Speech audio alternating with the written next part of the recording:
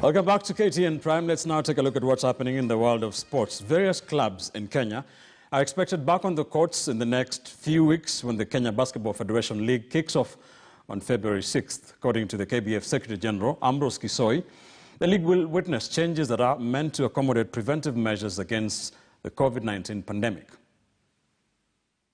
The league is going to take off very soon. The first thing will be a pre-season tournament on the 30th and the 31st of January, concurrently running with a team managers meeting in preparation for the league, and we expect that the KBF Premier League will kick off on the 6th of February. Definitely there are changes because of the COVID-19 observation of protocols.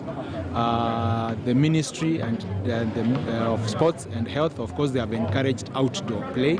So many of the games, we want them to be on outdoor, and then we expect teams to have ascertained the status of their players in terms of COVID-19.